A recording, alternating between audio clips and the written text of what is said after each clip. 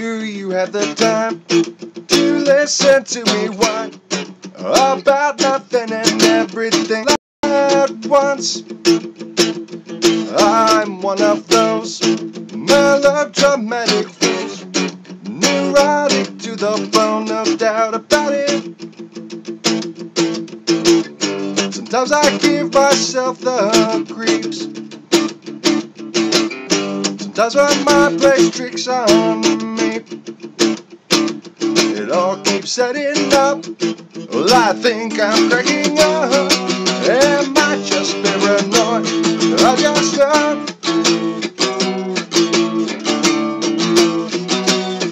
I went to a shrink to analyze my dreams.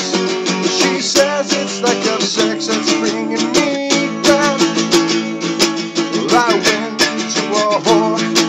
He said my life's a bore. So quit my whining, cause it's bringing her down. Sometimes I give myself the creeps. Sometimes my mind plays tricks on me. It all keeps setting up. Well, I think I'm cracking up. Am I just paranoid? Oh yeah.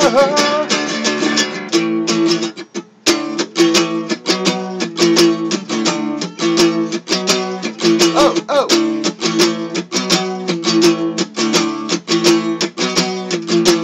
Grasping to control, so I better hold on.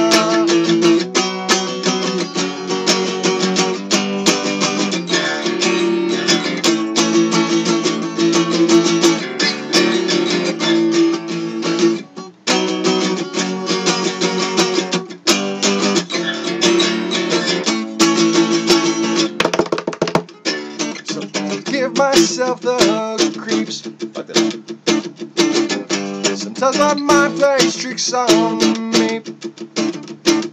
It all keeps setting up. Well, I think I'm cracking up. Am I just paranoid? Oh yeah.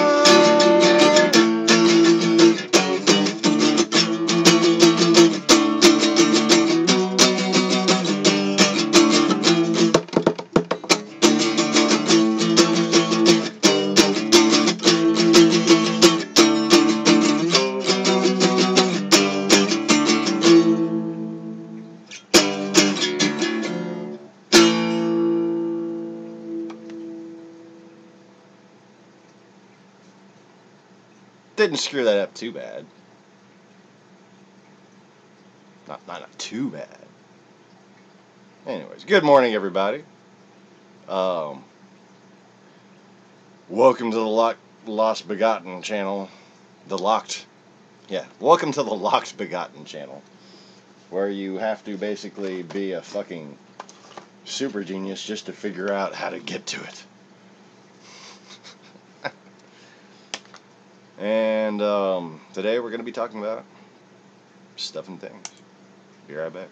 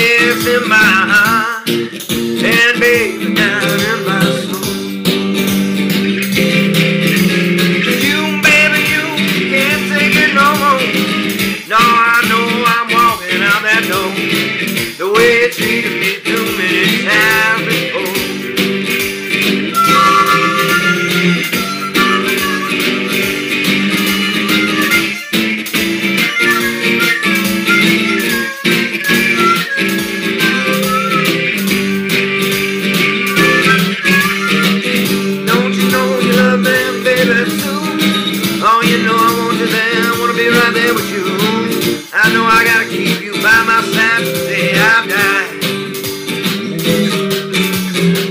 'Cause baby, ecstasy is in my hand. Oh, when I'm holding yours in mine and walking in the sand. Oh, baby, you know it's fine. Oh, now you done and piss me off. You ain't done something you shouldn't have done. Baby, I'm mad. I'm going on. Oh, I'm going on.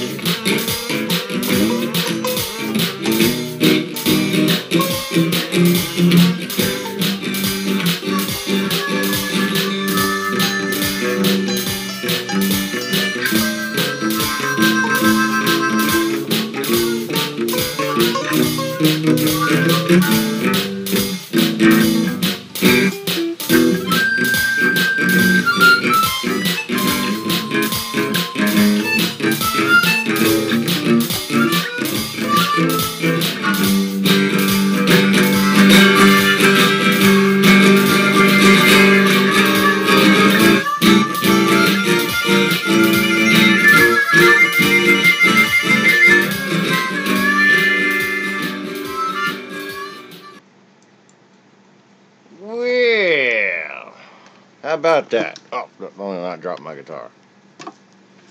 So, good morning, ladies and gentlemen, boys and girls, and welcome to what is without a doubt the best YouTube channel in the world. Because, you know, you just say shit and it's true now, so why the fuck not? But I do have conclusive evidence of that. Unlike the precedent, who just seems to say shit and, you know, it's nothing but Russian propaganda. Something which you little bots that are watching should be rather familiar with. Yes, oh look, bots with heartbeats. You're no fucking different than just a useless computer program. So anyways, today, obviously, we're going to be discussing the news that kind of broke yesterday and still continues to break today, while we wait for what I think is an impending something. I mean, at this point, if Trump doesn't resign, he's just fucking stupid. Like, he might even be dumber than the people who support him. And that's almost an accomplishment. You have to be willfully ignorant, you know. Think there's more people on the left side of that, or right side of that photo, for instance. So, anyways, whoever's here, feel free to sign in the chat and say what's up. And I think the first obvious issue that we are going to have, if he doesn't just outright resign,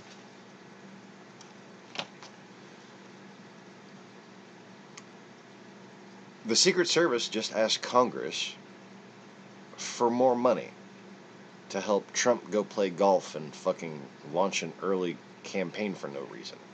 Which, I mean, the reason should be obvious, though apparently people are just too chicken shit to talk about it. He's trying to intimidate people. What he's doing is called racketeering, okay? It's not obstruction of justice. He's been guilty of racketeering for over a year, okay? What's the blonde lady from Fox News? Megyn Kelly? Yeah. Racketeering. Basically, an organized effort to intimidate people to submit to the needs of an enterprise or organization. In this case, a mafia. You know, because racketeering tends to be the kind of thing that mafias do. You got a fucking Trump channel called Trump Mafia. I mean, there's two ways to look about this. You know, you can either think logically and clearly and objectively, in which case you'll wind up agreeing with me, or you can hold your ears and whine like a little bitch because you can't handle the truth. The truth is, if you supported Donald Trump, you supported a fucking traitor who may in fact be one of the masterminds behind 9/11. Okay? And I'm not a conspiracy theorist. I'm somebody who has looked at all the conspiracy theories. And you know what you find out about all the conspiracy theories? They're Trump enterprises. Donald Trump has been running a massive media shill network, including the Alex Jones channel, for a very long time. He did this because I don't think he exactly knew the extent of what would happen on 9/11 before he helped it happen. But let's just say the half a dozen interviews that he gave right after 9/11 and his palling around with Alex Jones ever since should be kind of a tell. But people just aren't willing to think certain things because they, like I said, lack objectivity and basically little timid bitches who can't face the truth. There is an overwhelming preponderance of evidence of two things. One, that our government, for some reason, hid the truth about 9/11. Okay. And the way in which the truth was hidden was through accusation of conspiracy. Okay. And all those conspiracies point back to Russia, including the very basic building blocks of what you might have accepted if you thought our government was behind 9/11, which I never accepted that. I thought there was some shady shit going on, and our government may be too embarrassed to admit it, and there might have been elements within our government that were complicit, but I have never overarchingly suspected our government of shady shit. That's just, they're people, you know, and I've been friends with many government employees. I'm related to many government employees. I've technically been a government employee, so you know I can't exactly get paranoid of my. Well, not a government employee. I was a contractor, but we don't talk about that. Anyways, but it is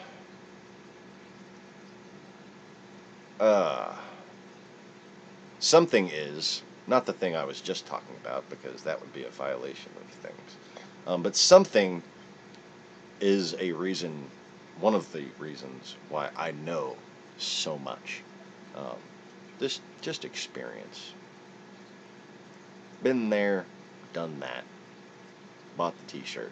Actually, I did have a t-shirt. I had a t-shirt that said, "Been there, done that," on it when I was 12.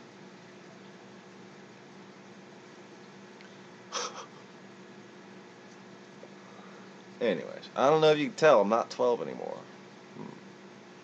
But it's funny. It was cute. Because, at that age, I already had. And, like, really, 12-year-old me could still school the people of this day. That's kind of pathetic. And it makes me feel really awkward and lonely in the world, because I'm basically surrounded by morons. Morons. Oh, and you think, oh, you disagree with what I'm saying. That's because you're not as smart as me. Okay? Chances are, if you're pretty smart, if you're pretty smart, if you're a very competent, thoughtful person, your IQ is still 50 points lower than mine. If your IQ's average, I'm double what you got. Okay? Double. My brain is in a constant state of boredom without the world's problems to solve. So that's what I do. That's what my brain does. I scored off the charts in engineering ability, but I thought engineering was boring. I thought architecture was boring. I thought it was all boring. Okay. I started studying war history.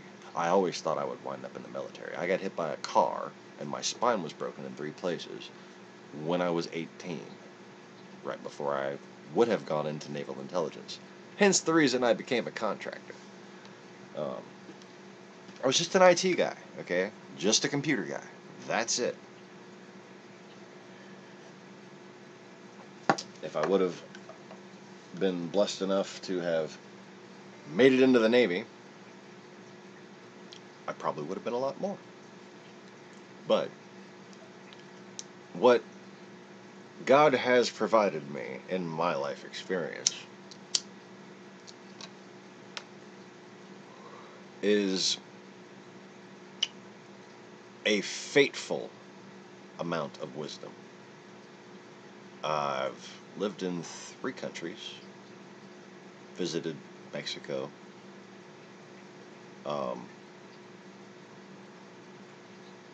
I've just done a lot of things. Obviously, I play music. I build race cars. I do biology.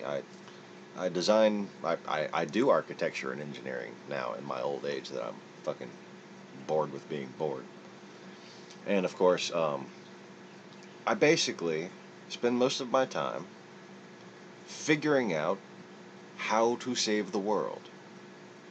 And the reason why I can brag about this is because what this YouTube channel has done for the past couple of years is document how I have warned people and how they have failed to listen to me. And exactly how well that's gone for them. And,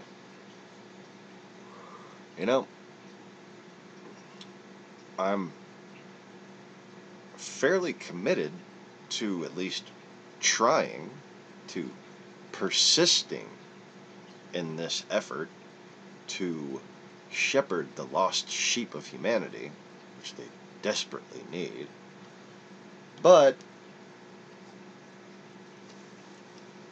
too many people who simply lack the complexity to understand me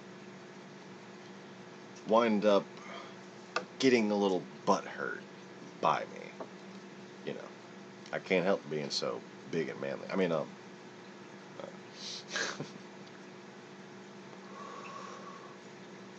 It's just fucking infantile. It's immature to be like, oh, this person thinks they're smarter. I don't even have to listen to them because it makes me feel like I'm not that smart. That, right there, that attitude, is why so many people are so fucking stupid. Okay?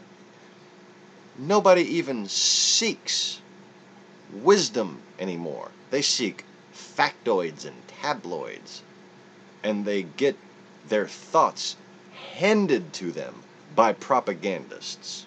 On both sides. On both sides. Fuck's sake.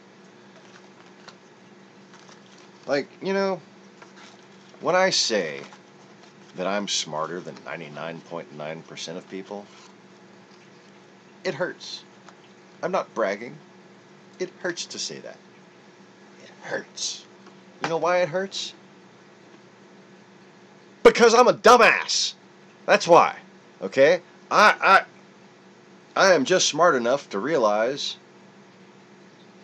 how ineffectual the human brain's capabilities are. I mean,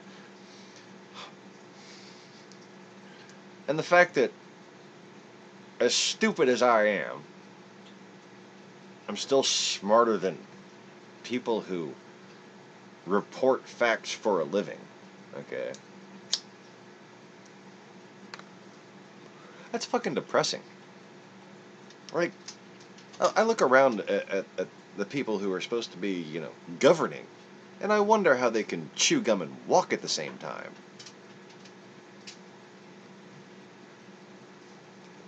Like, do you ever look at Donald Trump, for instance, and think, there's someone who has to concentrate while they eat so they don't forget to breathe?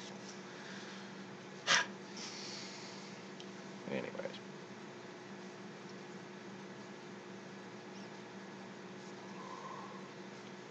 So, the dumbasses, and that's what they are.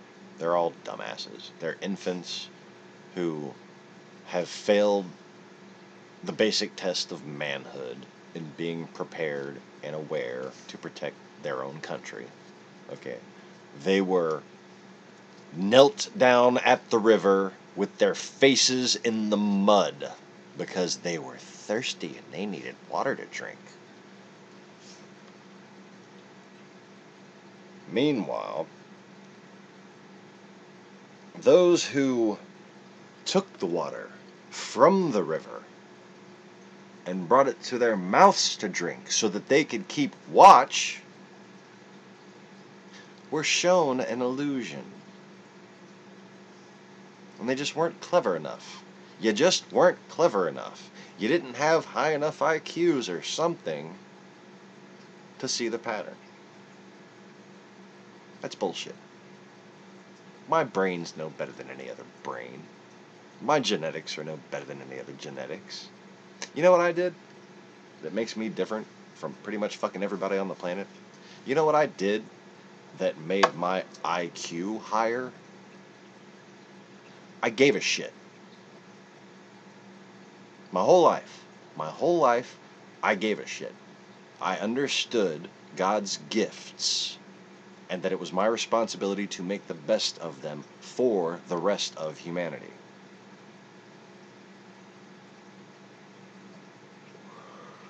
And I had the benefit of growing up in some very competitive schools, including, you know, starting with Miramar Christian Academy in frickin' Wellington, New Zealand, but including, you know, many magnet schools and gifted type schools. I have an ant bite on my fucking toe, and I'm trying to get the venom out of it.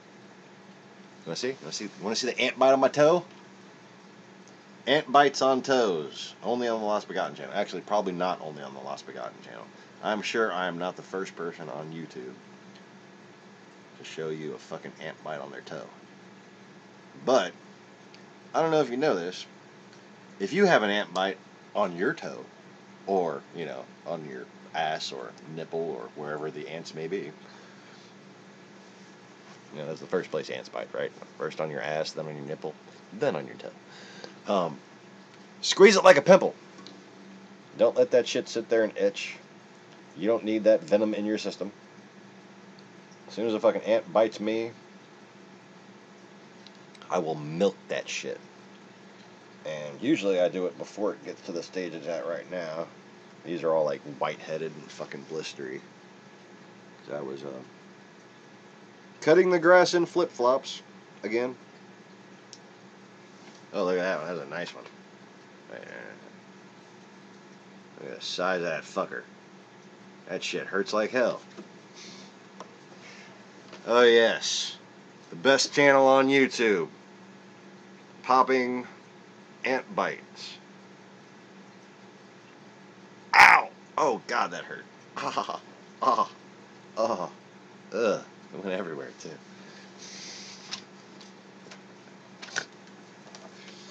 I can do any fucking thing I want. It's my channel. And, you know, frankly, I'm the one who broke the biggest story in the fucking news today. Me. I didn't break it to the media, though. Sorry.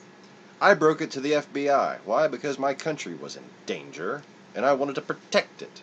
Unlike everybody who voted for Donald Trump. Like, this is fucking sad. Hillary Clinton was politically assassinated. Her character was politically assassinated for multiple decades for no other cause than to divide America. Okay?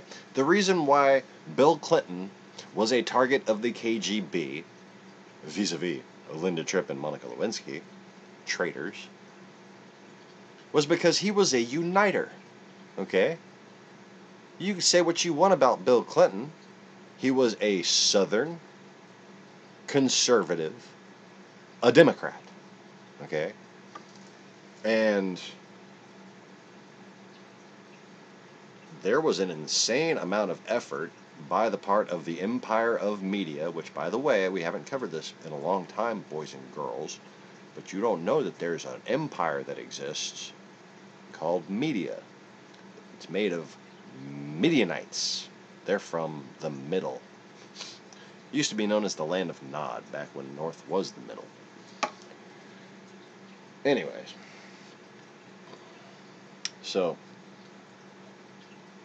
what you can look on YouTube's and find as the false Jew conspiracy and the Khazar conspiracy, those are all just blown out of proportion cover stories that basically either turn anyone into or paint anyone who is looking for the truth of the matter as racists. Turn them into racists. Get them paranoid of all Jews, thinking that all Jews are these people. No, Jews are not Midianites. Midianites kidnapped and enslaved Jews later when they became Babylon. And that's how they got a lot of Jewish DNA, but they're not the Jews. So, basically, there's nothing dumber than an anti-Semite. Because essentially an anti-Semite, and I've explained this recently, essentially an anti-Semite is an Old Testament Christian. And if you're an Old Testament Christian, you know, most KKK neo-Nazi types are, right? They're Old Testament Christians, which means they're hypocrites who don't understand the Bible or what Christ was. Okay. But if you're reading the Old Testament, you're reading the writings of who? You're obeying the laws of who? Who? The Jews. So, Nazis are Jews, and they just don't know it. And that's what makes them the dumbest fucker ever. The dumbest people in the world.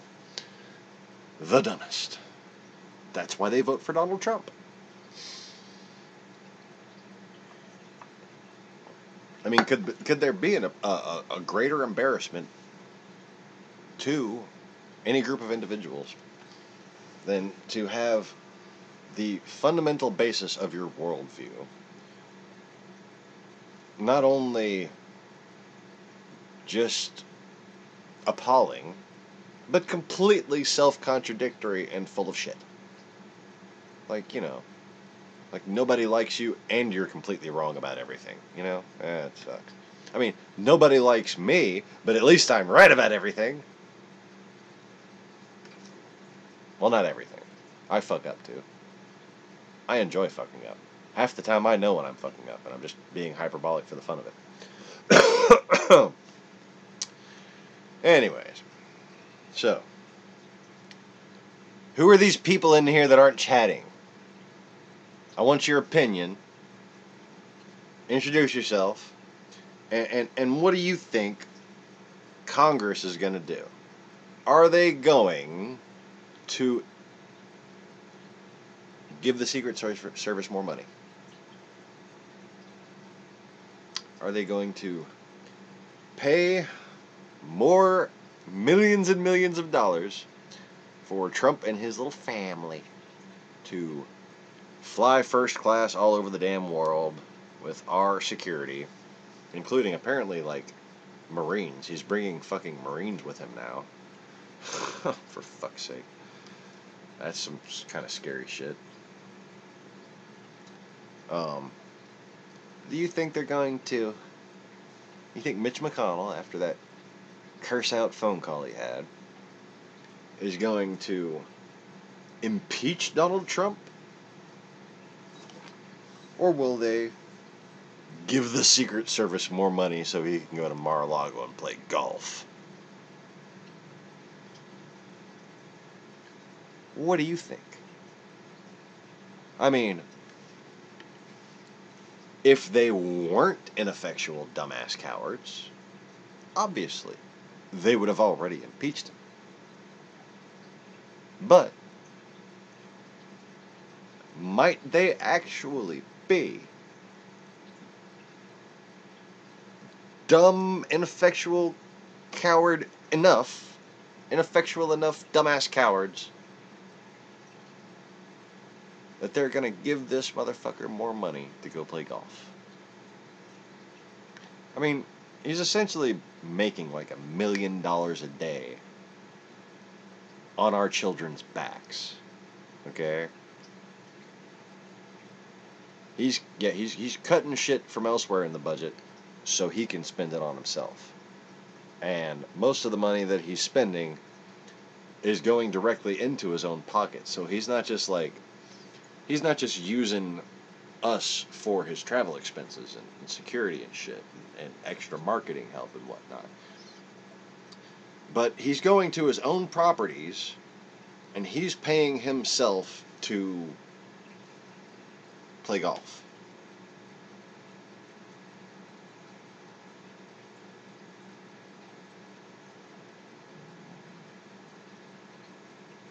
The people that want this broadcast suppressed, that's on the backs of your children.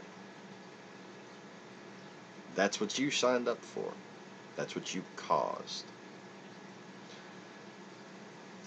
And when it all goes to hell in a handbasket, you're the ones that are going to be punished for it in the afterlife. And I do mean, like, severely. There has been few greater sins committed than what Russia has done in the past 100 years. You all will answer for all of that, whether you're a Muslim or a Christian or a Jew. If you work with this horde, you will suffer for it.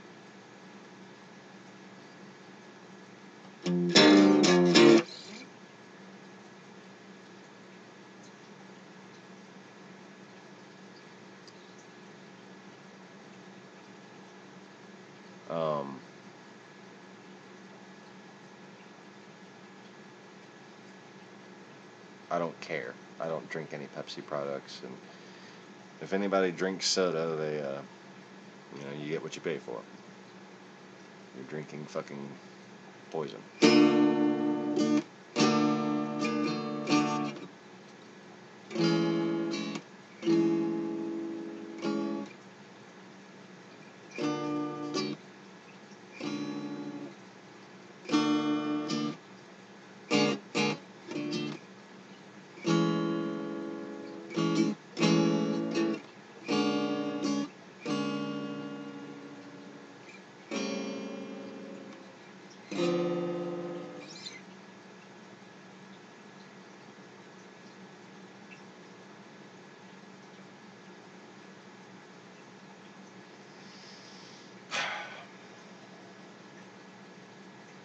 I don't even know how to feel about that.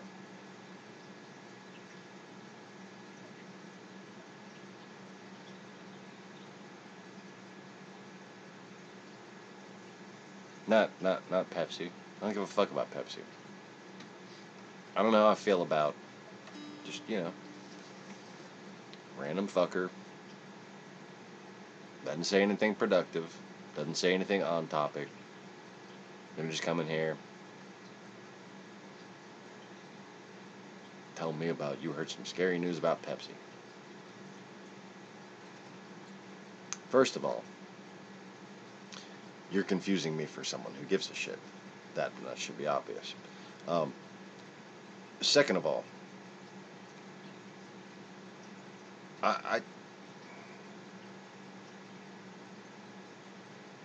I'm easily frustrated. Okay? I'm in a very irritable state. I deal with a lot of trolling. And you know what I was saying earlier about making people suffer?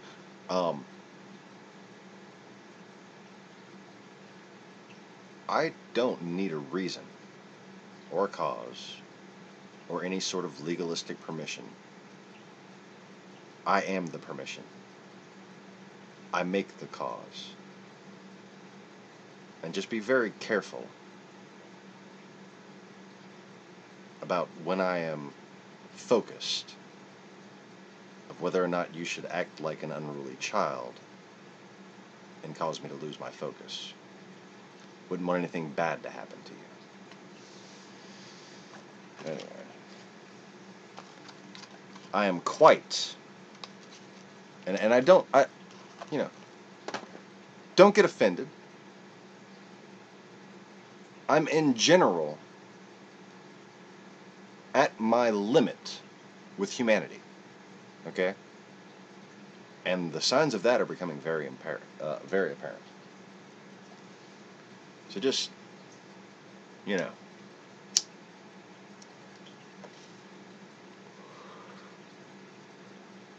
stay on topic.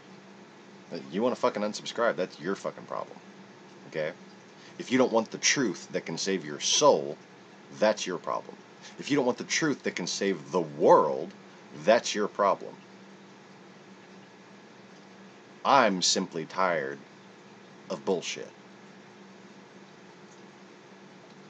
And I'm just having a problem keeping track of what the fuck happens in here because of so little sleep. And, just fucking be on topic. If you're a paid internet troll who's just kind of feeling bad and trying to make casual conversation, that's nice. Have the balls to be on topic, though. Okay?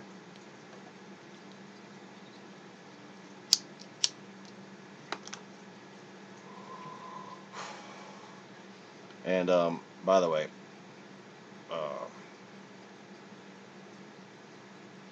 Pepsi. Contamination. That just sounds like fucking tabloid shit. Pepsi is done in, like, local bottling plants here and there throughout the country. So, it would, be a regional problem at best. Anyway. I just, if you knew what the fuck I've been through on this channel, you'd watch yourself from just random fucking shit like that. Okay? You can go ahead and unsubscribe if you want to. That's your fucking problem. You know what the difference between the people in the world right now who have a clue and who don't? That's whether or not they've been to this channel. The reason is because darkness has covered this earth, and demons blind all of humanity, because you have went a-whoring after Babylon. You've all essentially sold your souls, and I had to come back and pay a ransom for it. The world you knew is gone.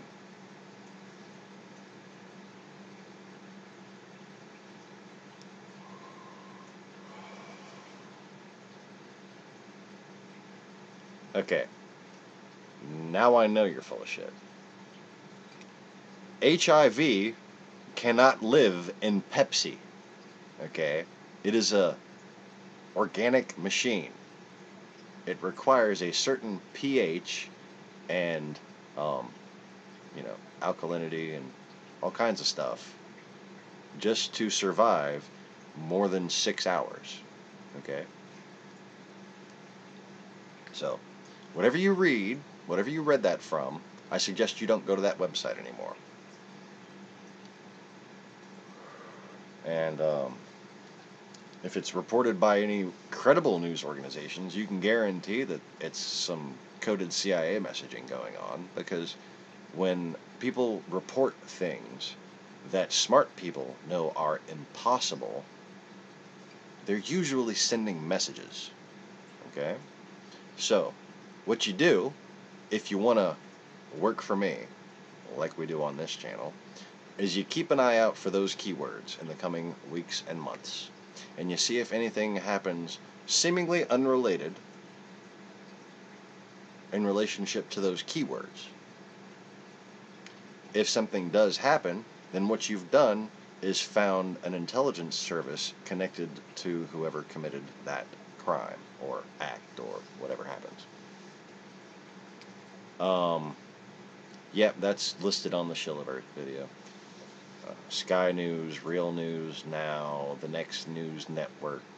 A lot of those people at one point were pro-Russian propaganda, and then they were later against Russian propaganda, and during whichever period they switch from left to right, or whatever it is they switch, whatever you want to call their switch, they do tend to use sensationalist tabloids to increase views, or in many ways to, like Trump's campaign rallies, give credence for their excessive amount of cheater views. Just like, he had to campaign all the damn time and go to rallies where a bunch of fucking paid actors mixed in with the actual crowd that was there to make it look a whole lot bigger. And, the same exact thing has been done on YouTube to make liars look popular. And, of course, the obvious is done to this channel because I spread the unabashed truth. And, of course, I get penalized for it because, well, these are very penal people. Anyways. I'm a very anal person. Wait, no. Probably shouldn't bring that up now. Anyways. So, just future reference, next time if I ask for an opinion on something, maybe you should answer the fucking question before you change the subject. Women don't typically react well to that. Anyways. So, speaking of women, I did remember to, or did manage to find the Rachel Maddow broadcast from last night.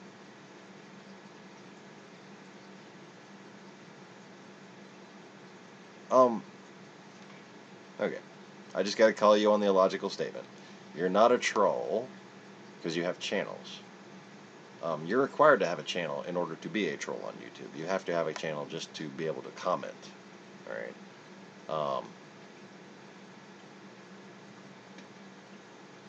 Okay, Newcastle, UK. Are you of British descent? Or are you just somebody who happens to live in Britain? There's a lot of people who just happen to live in Britain these days. But anyways, what I was saying is most of the channels on YouTube are trolls. Okay? And I mean most of them. especially all the ones that seem like they're an individual person, have their backstory and everything. They're all fake. A couple years ago, the Flat Earth community was researching a few of these people, and a lot of confusion wound up happening. Nothing ever really got resolved because nobody listened to me, even though I had the obvious solution of where all of these people were from. And yeah, you had this one girl, you might have heard of her, Patricia Steer, claiming to be from New Orleans. She's not even fucking from New Orleans. Probably Canadian. Okay? Mark Sargent, all those people, they're Canadians. Most of them probably descended from Russian and Ukrainian communist immigrants, as opposed to the Ukrainian immigrants that escaped communists. You know, wherever people escape the horde sends more escapees. You know, for the sake of future fuckery. Anyways. So, I need to take a break. And I'm going to see if I can't find what's been going on this morning and find some news to watch.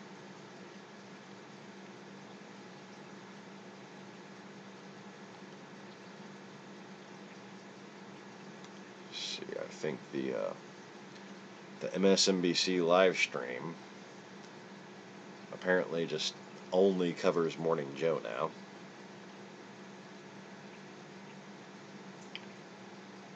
Let's see here.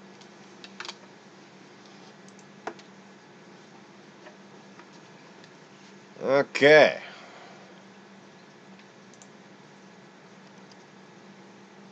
But yeah, thanks for not subscribing after all. It's very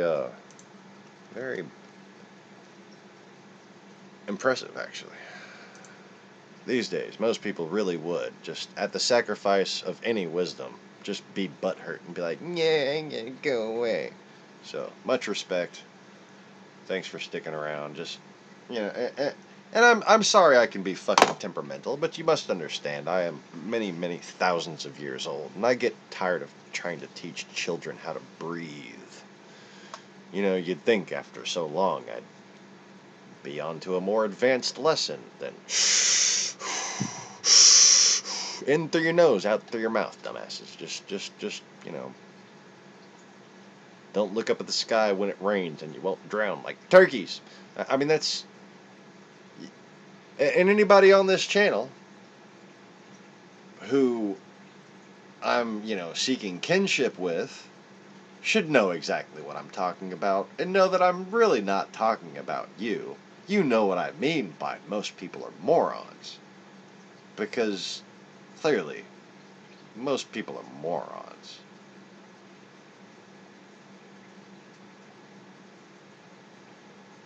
Just as I say that, I come across a video of a guy in a cowboy hat with his eyebrow raised, like he's found something very interesting, and he's holding up what looks like a dried out grapefruit and saying it's the Pac-Man of the sea. The Pac-Man of the sea. Oh, okay. That video is 3 hours old and has 125,000 views. People are morons. People are fucking morons. Now this guy, he's not a moron. This is James Clapper, former intelligence director. And, you know, eventually, he winds up teaching me stuff after, you know, I give them enough clues and they actually start investigating things that only my instincts seem to be able to guide people to. Which I hate, by the way. I'm not bragging. I hate it. I hate it. I fucking hate it. I just want to raise fish and, like, tell jokes and build race cars and shit. Like, what the fuck, man? But apparently, you know, it took me contacting the FBI before the investigation into Trump Russia ever even fucking started, let alone got covered in the news. And that, you know, puts me in an odd spot. My wife's Serbian. She's from Yugoslavia. We have 2 kids, girls. And although I live out in the country and I have a school, their school is just the best in the state and incredibly secure.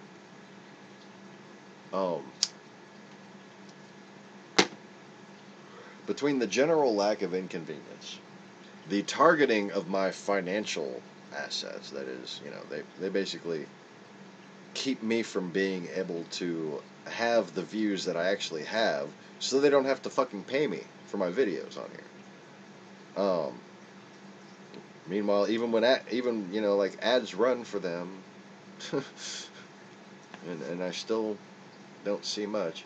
And frankly, they could be running a whole lot more ads on this channel, but I'm flagged like an extremist or something because I know things before the government does.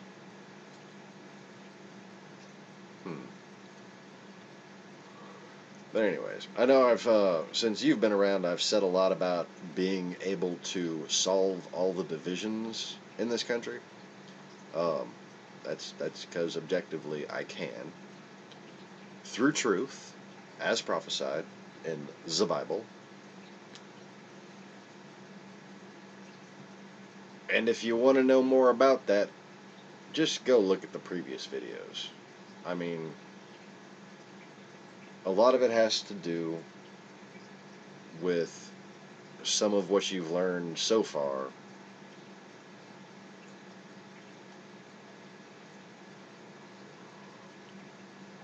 Huh. Interesting how many messages just got retracted. Did you do that? I didn't do that. But anyways, in a nutshell, not only the truth about our tactical situation, our very young age as a country. Buenos dias, Senor Carlos.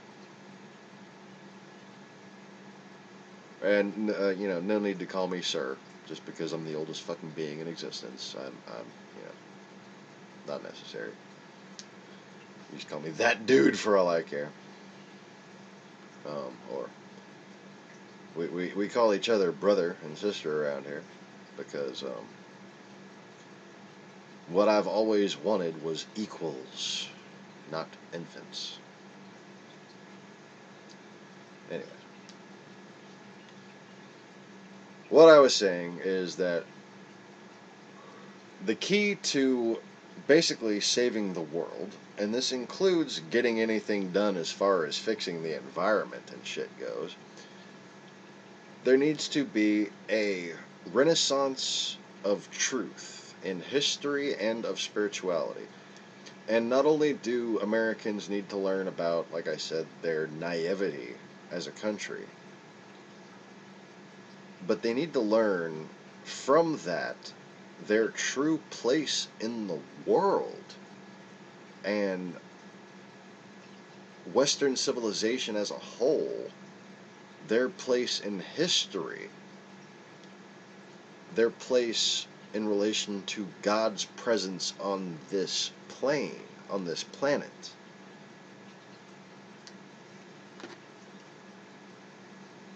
Because really, people say it's hard to prove that God exists.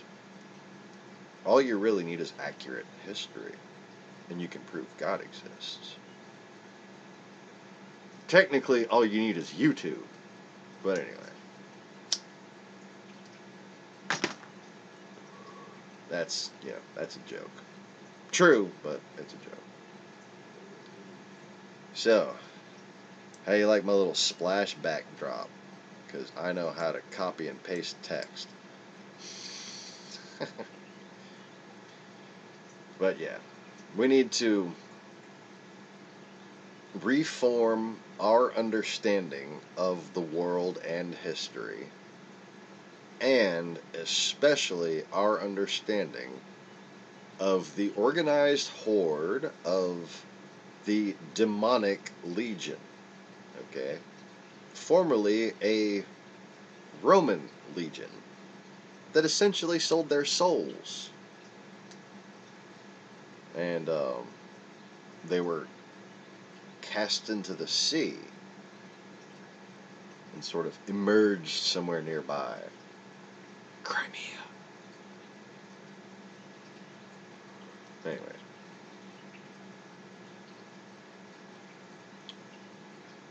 So, yeah, I need a little break. So let's watch this James Clapper interview. Very intelligent man. Very competent. I wish he was still in the government working, protecting us. And it has been the case. And, you know, maybe I'm just an arrogant prick for judging people like this, but basically, the more they eventually come to agree with me, the smarter they are. Right? Isn't that objectively the case? Words, very troubling words. Listen to this. I really question his ability to, his fitness to be in this office. And I also am beginning to wonder about his motivation for it. Maybe he is for a way out. I worry about, frankly, the access to nuclear codes. All right, there's a lot there. Yeah. Looking for a way out. That might be the president's critics' wishful thinking. Yeah, let's put that to the side. Oh, no. God forbid I should be able to find the full interview. Come on, really? Something like this from a president that I found more disturbing. Having some understanding of the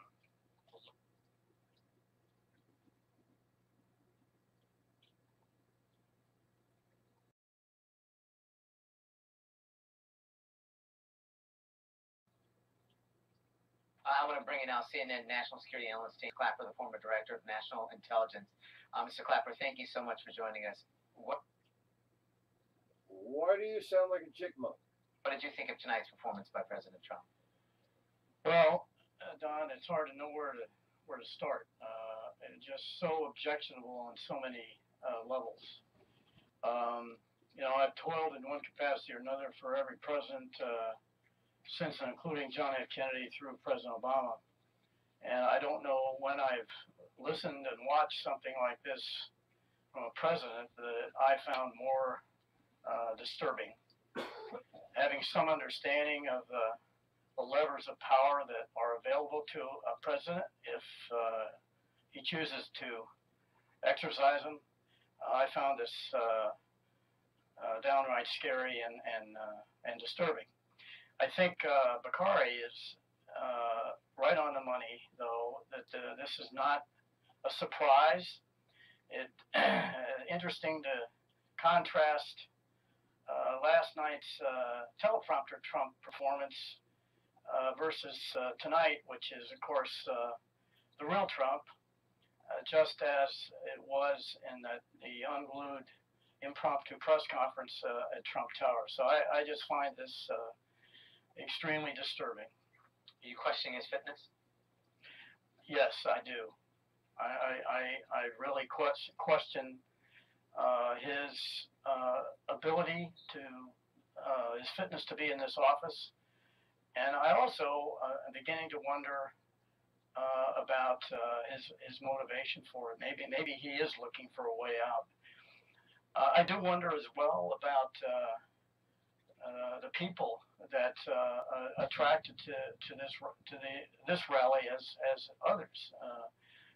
What are they thinking, or why am I so far out off base? Because I don't understand the adulation, and of course that's why I think he gravitated to having this rally, as ill-timed as it is. He should have quit while he was ahead after last night. But again, I think the real Trump came through, and again, as Bakari said, shouldn't be a big surprise to anyone. What should we do? What should Washington do at this point? You said you're questioning his fitness. There are many people who are saying if they won't say it publicly, they don't have the courage that you do. Maybe after this speech they will now. It will become painfully obvious to, as it is to most Americans. What should we do? Well, I think, the key thing here is where is he with Republicans? And I was quite struck by Senator Corker's remarks. Very thoughtful and very, very measured. And I know Senator Corker, dealt with him, and he is a very thoughtful senator.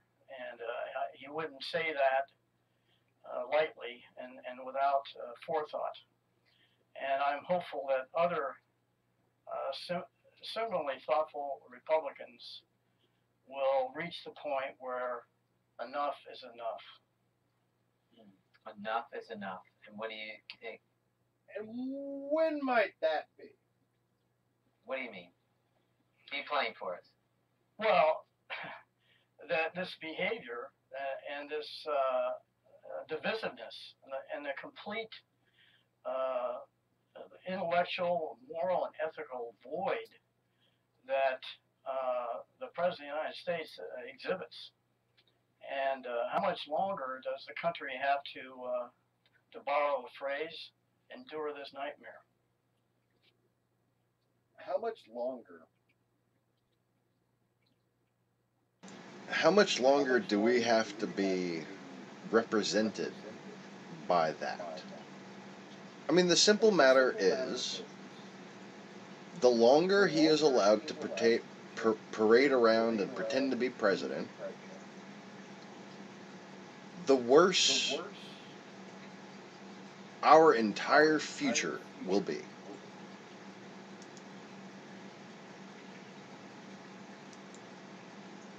Okay, sorry, I had too much going.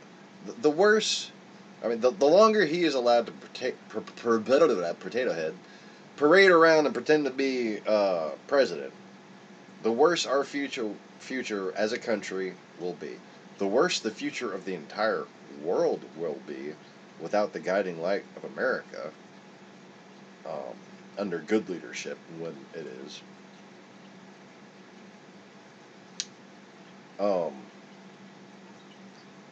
Our children are being affected by this. Our, mentally unstable people are being affected by this. Normal people are being made mentally unstable by this. Our entire country is suffering from this. And our moral outlook, our integrity, our place in the world as a voice for good,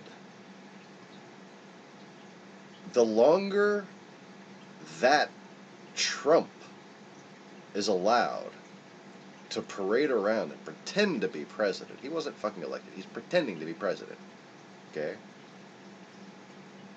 The more those things are destroyed, irrecoverably, our respect, the respect that people have around the world for American democracy and the rule of law, the longer that motherfucker is allowed to fucking get his fucking hooker sweat all over Oval Office furniture, when he's not vacationing in Mar-a-Lago, the less respect we will ever have in the world, the less respect our children have for us, their parents.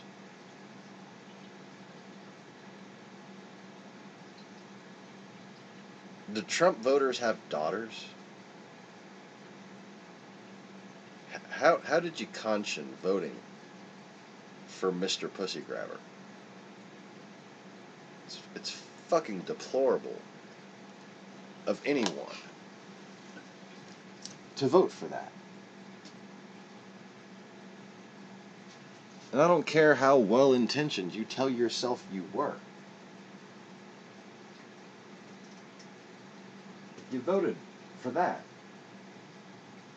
you're fucking deplorable.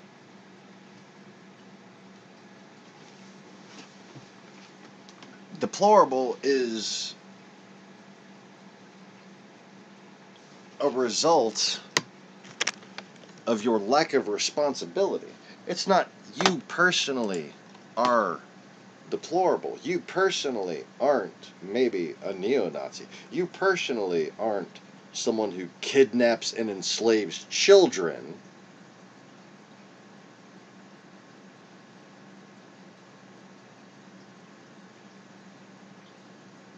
Okay. We could talk about Hillary in a second, that's for sure.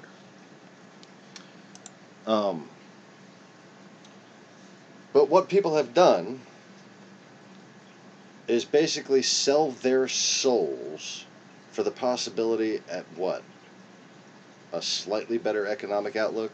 When all they did to make themselves feel that way is deny how good of a president Obama was the entire time he served. Served. You know what that word means? Served. That's what Obama did. He served us.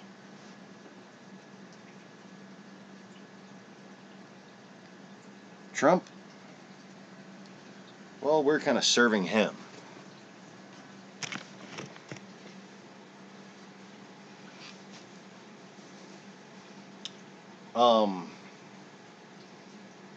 Hillary Clinton was the single best qualified, most trustworthy person we could have possibly put in as president. And the reason why you don't trust her is because of that.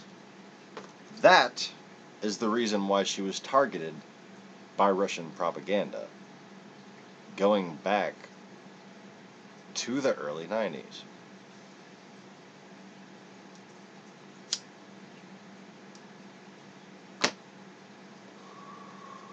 Well, I hope he doesn't think he's some kind of prophet, because the time of prophets is over.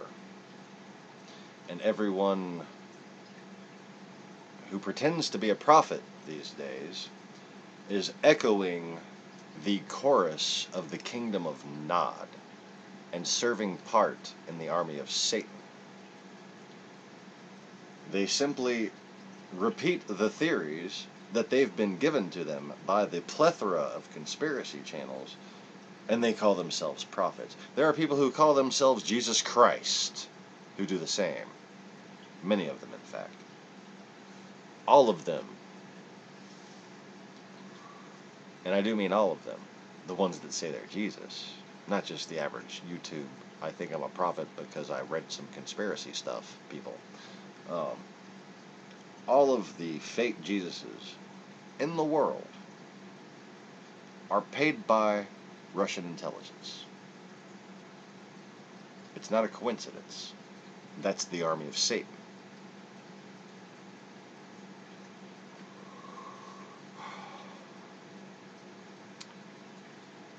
Hillary Clinton never had anybody killed. Certainly not her family lawyer. Certainly not a loyal campaign staffer, which, by the way, the whole story about him not being loyal, that's made up. Seth Rich, as far as I know, may have been my contact in the early years of the Obama campaign. May have. I'm not sure.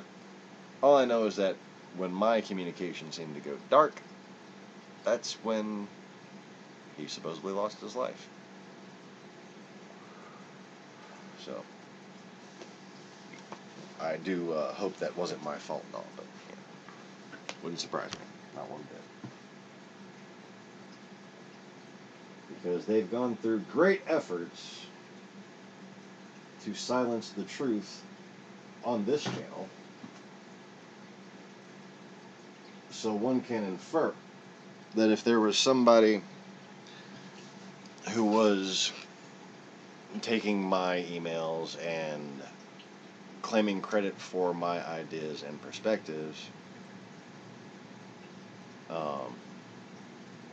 it's too late now, dude. It's all on video.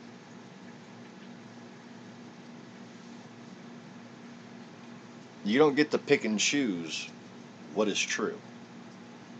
That's been done a long time ago. I'm just here revealing it to you. Whether you choose to accept it determines how blind you are. Hillary Clinton was not only the most qualified and experienced and had the most integrity of any candidate for president in the past, election cycle, including everybody in all the primaries.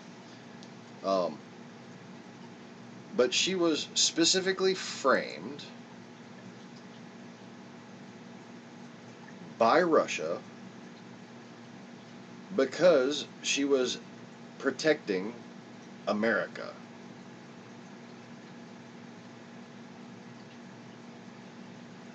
Oh no, just as far as retracting comments seems kind of silly considering it's, being recorded on a live stream. Like it's there. That's all. But okay, so you really should just go to previous videos to see the plethora of proof that it was in fact Russian intelligence making people hate Hillary Clinton. But the more interesting story, I think, is why Russian intelligence didn't like Hillary Clinton. Why, why Benghazi, for instance? Why would they, why would Russian intelligence give a shit about Benghazi? Why would Russian intelligence give a shit to frame Hillary Clinton about Libya? I mean, what does that have to do with anything, right? Well, Russia has, since the mid-70s, been Libya's primary arms supplier, including the time period in which Libya was funding ISIS. Oh. Well, it's not really having that effect yet. Answer a comment. So, Russia was essentially supplying the Islamic State and Boko Haram, etc., even the Janjaweed militia, through Gaddafi, Muammar Gaddafi in Libya. Muammar Gaddafi even supplied Russian arms and munitions to the Irish Republican Army. Gaddafi. They've been partners with the Kremlin, with the KGB, with the Soviet Union, and supplies, fund, and fomented terrorism. Much like Bashar al-Assad, much like Saddam Hussein. These were all people that simply switched from communism to Islamic extremism.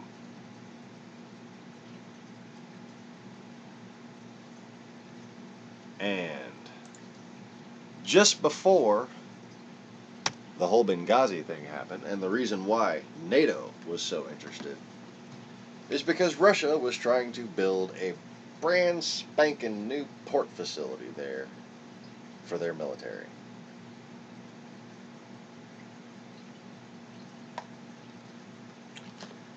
So there you are,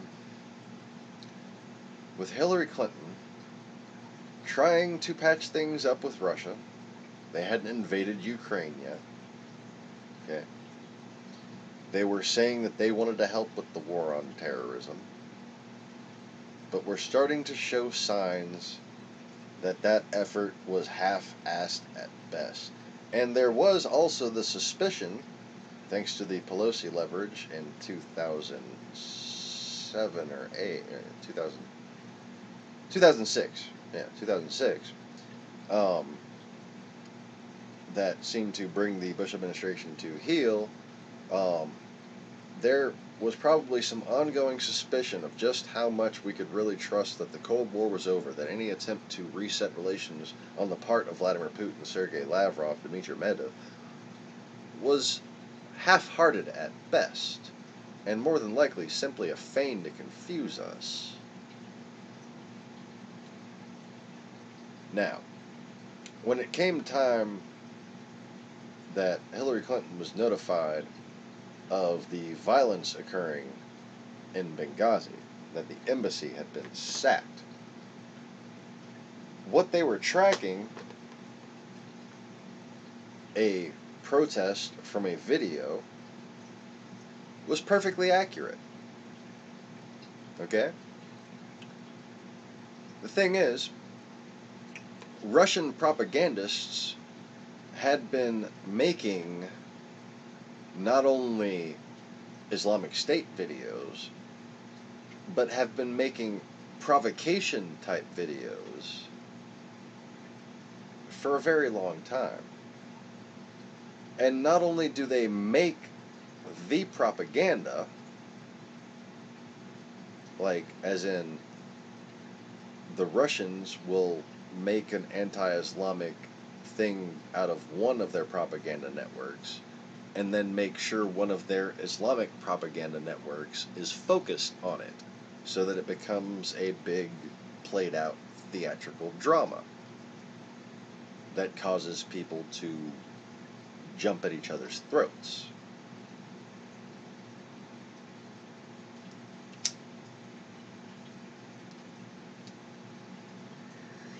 Well, essentially, what Hillary Clinton's State Department went along with, this NATO sacking of Gaddafi, was simply to prevent the Russians from building a base and essentially annexing Gaddafi's Libya as a satellite state of the new Soviet Union under Vladimir Putin. And what she did was not only successfully keep that from happening,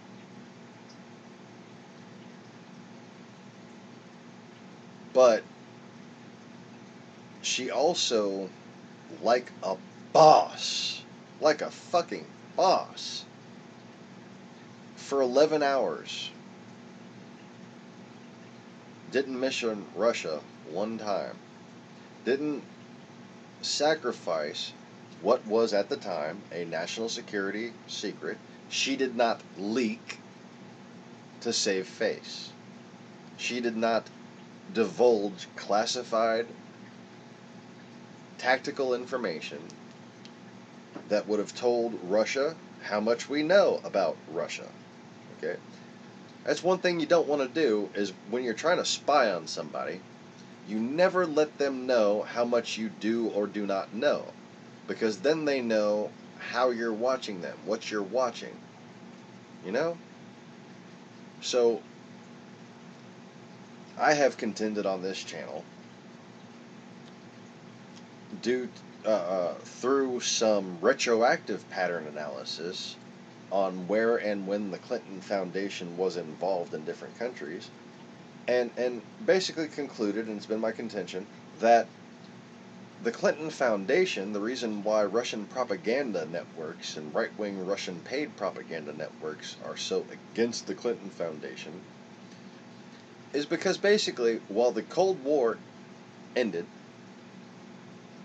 and the CIA had a different official mandate, behind the scenes, the CIA was working with the Clinton Foundation and with several other charities to try to keep tabs on the very stealthy, very clever, very information warfare oriented Russian expansionism campaign.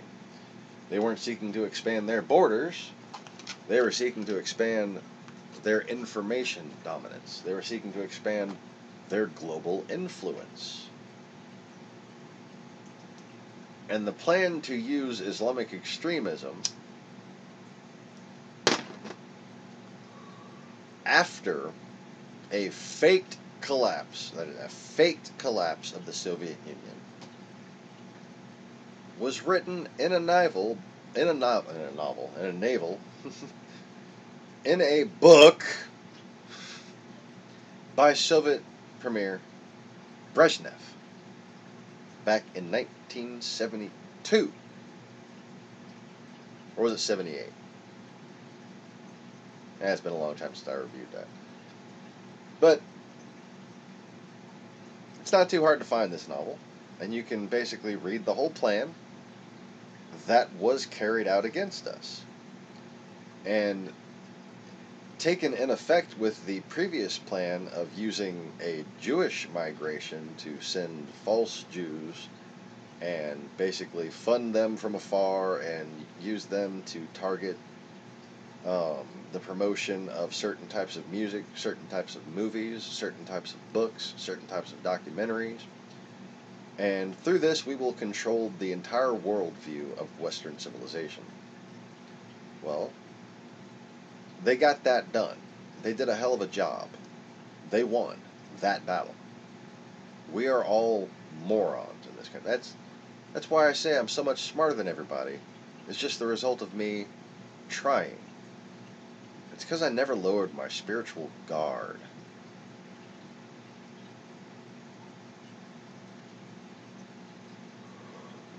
People in this country have just been so deceived that they don't know fucking up from down.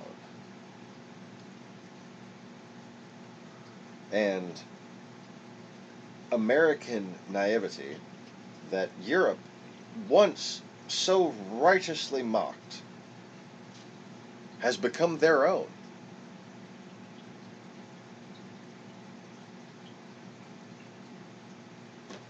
And this is a result of the years and years of KGB funding of left-wing and right-wing groups. Yes, correct.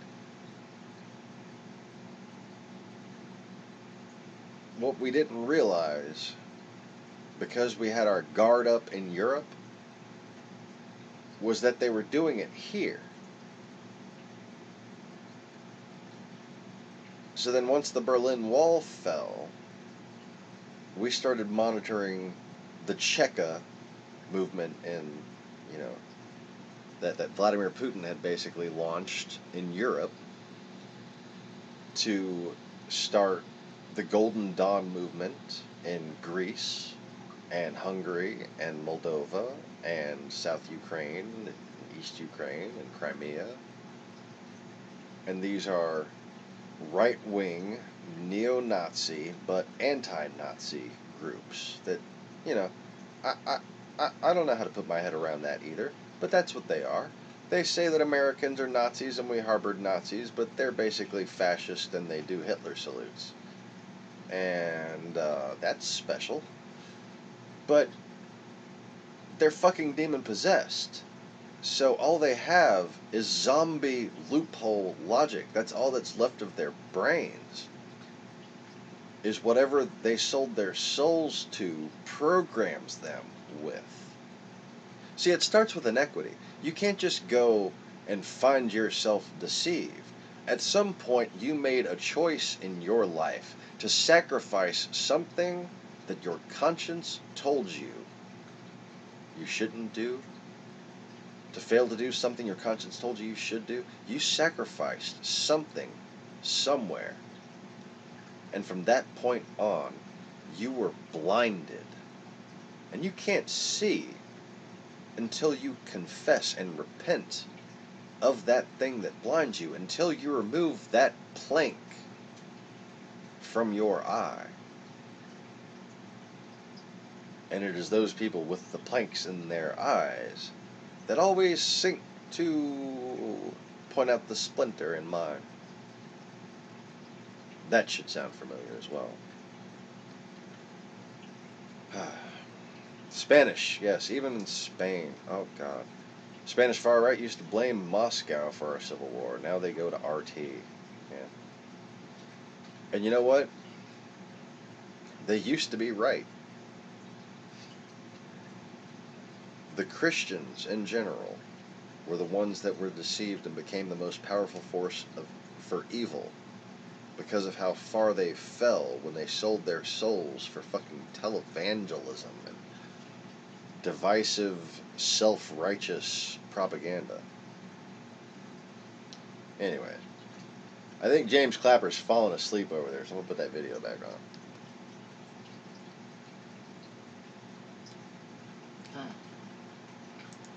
The New York Times is reporting tonight about the falling out between the president and Mitch McConnell, which is of Russia's interference in the 2016 election. There you see the headline up on the screen. The report says the president was furious that McConnell failed to protect him. You call the accusations of collusion between the Trump campaign and Russia worse than Watergate. What do you think is going on with the president? Why is this such a hot button for him? Well, first, to be clear, Don, when I left, certainly on the 20th of January, I had not seen any evidence of a direct collusion between the Trump campaign, the Trump camp, and the Russians. There may have been collusion, but I didn't have any evidence of it. So I don't understand, frankly, the president's fascination and solicitousness of Russia and Putin, particularly, unless he feels he's a kindred soul for him. So it is very strange to me, and I don't have an explanation for it. I don't know if it's collusion or something else. You said you question his fitness. Is he a threat to national security, the president? Well, he certainly could be. Again, having some understanding of the levers that a president can exercise. I worry about, frankly, the access to nuclear codes. If he, in a fit of pique, he decides to do something about Kim Jong-un, there's actually very little to stop him. The whole system's built to ensure a rapid response if necessary. So there's very little in the way of controls over, exercising a nuclear option, which is pretty damn scary. Do you see this as a crisis, Mr. Clapper? Well, I'm not sure what the definition of a crisis is. If it is, we've been in it for quite a while. Certainly since the election. I have to say, Don, I couldn't help but think in the course of the Charlottesville, his statements about Charlottesville, when he was so quick to characterize the intelligence community as Nazis, liken us to Nazis on the 10th of January, yet seemed very reluctant to call out the real wannabe Nazis in this case. And maybe that's I'm being a little parochial here and defensive about the intelligence community, but that's one thought I had. So I think if it is a crisis, we've been in it for quite a while. What do you think other intelligence officials now and people who have some sway in Washington, what are the conversations they're having tonight, and what will they be having tomorrow, you think? Well, I think after this speech. I think many people in the intelligence community, certainly in rank and file, are worried, are concerned about this. It's a tradition in the intelligence community to carry on with the mission and provide the intelligence that our decision makers so desperately need. And they'll continue to do that.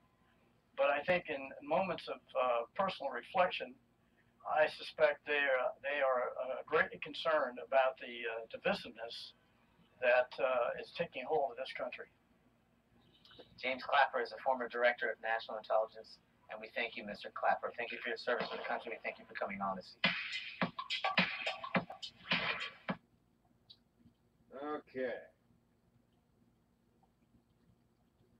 So that was interesting.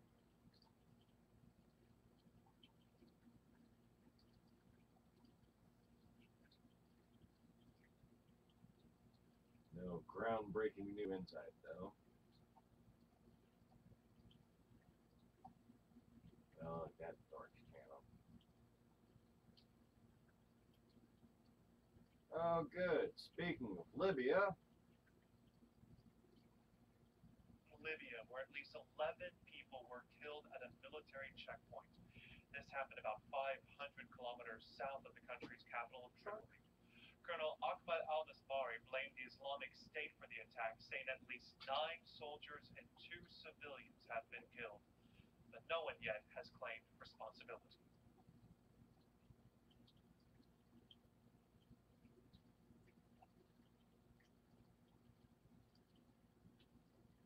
Now,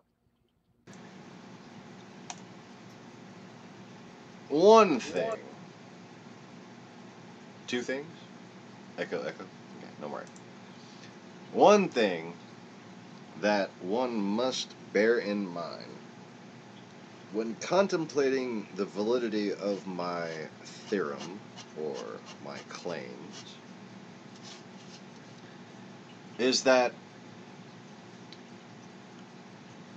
I'm not sitting here saying that behind every single person who is deceived and acting like this, there is a Russian agent. What you have here is the opposite of failure to communicate. I highly recommend reading Frank Peretti's This Present Darkness. Unless you have a background in exorcism. You know, I mean, you really have to understand what a demon is, how it affects the, neuropathy of the human brain, and how the overarching vibrational mass of certain types of thought can very much drown out their positive counterpart. And one of the tactics that is used in this is one of the same tactics that you can use to correlate the relationship between the Soviet Union, KGB, Horde, whatever, and the demonic legions that, you usually think about as operating on a parallel unseen dimension and not interacting in this space. It's the principle of the voice of the accuser. They always accuse of what they're hiding. Okay? And this works just as well for an interpersonal argument with someone who has done something wrong as it does for a government who is trying to confuse people. Because there's nothing that hides your guilt better than accusing someone else of doing that. Because then when they come and accuse you, you just say, oh, you're just making that shit up. No, I've been saying this. And you, being the first person who knew about it because you're the one who committed the fucking sin to begin with, the crime to begin with,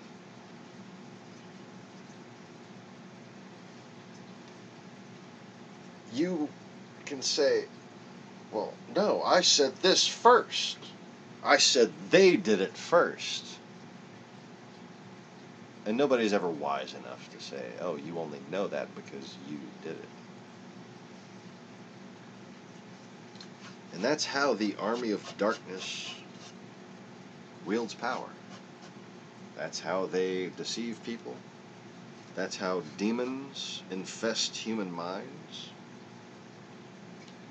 That's how the human soul is made weak. Look back on your own childhood, brothers and sisters. How many times did you fail to live up to your own expectations on your own? Now, how many times did you fail to live up to those expectations, maybe your expectations or your parents' expectations, because you compared yourself to somebody else? That inequity led you to a blindness of self-observant objectivity. And that is the same pattern that has expanded into an adult level tactic.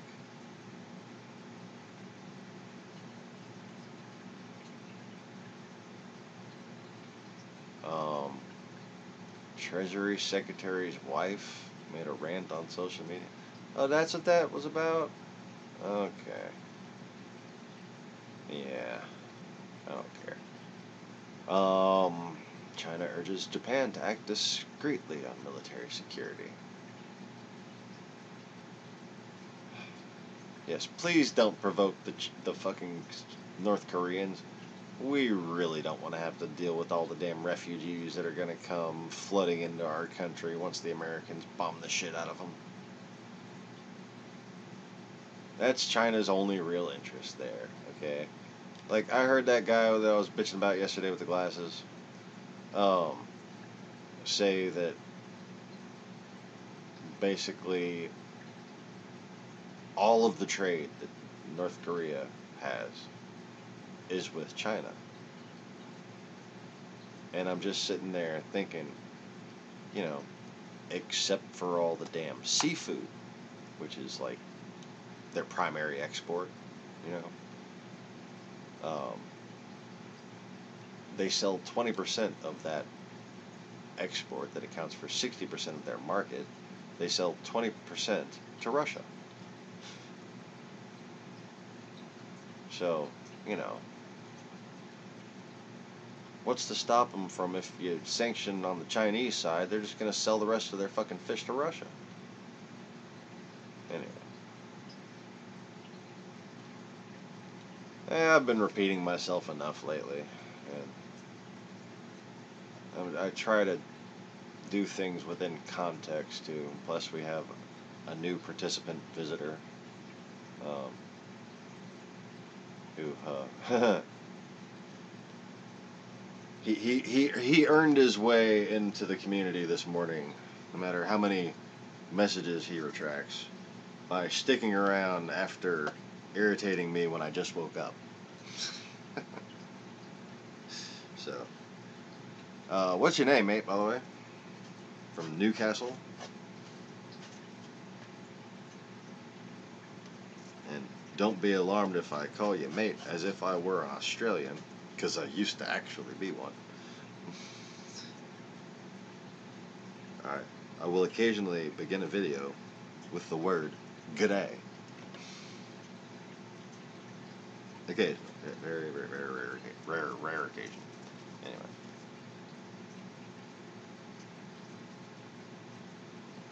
You bought the first two books, This Present Darkness and Piercing the Darkness, Carlos? I've been meaning to read Piercing the Darkness for decades now, and I've never actually gotten around to it. I read, the other book I read by Frank Peretti is The Oath, which is sort of like kind of a Christian Stephen King romance novel. And if that doesn't sell you on it, I don't know what will. Like, it's fucking weird. So, greetings and salutations, oh person that is called Taylor. Welcome to the group.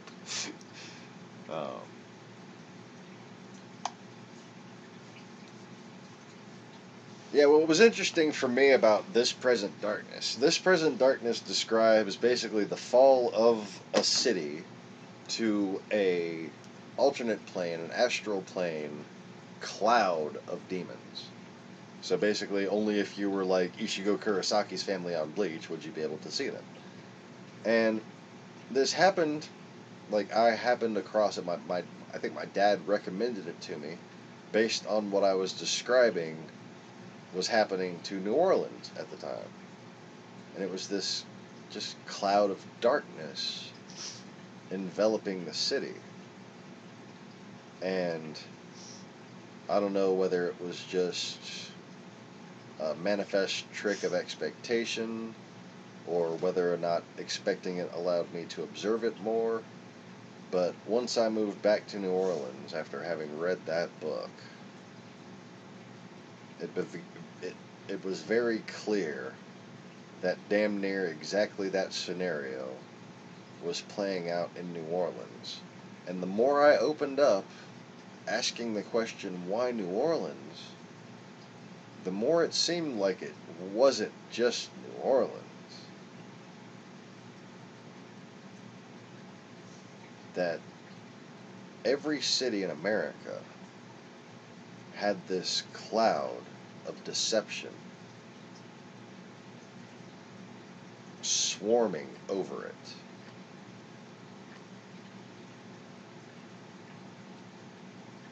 Anyway, so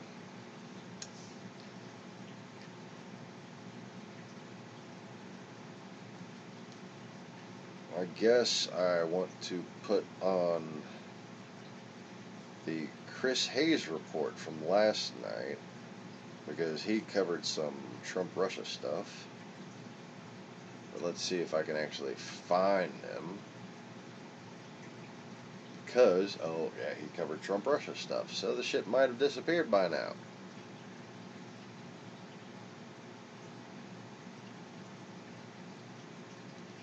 The last word was very interesting.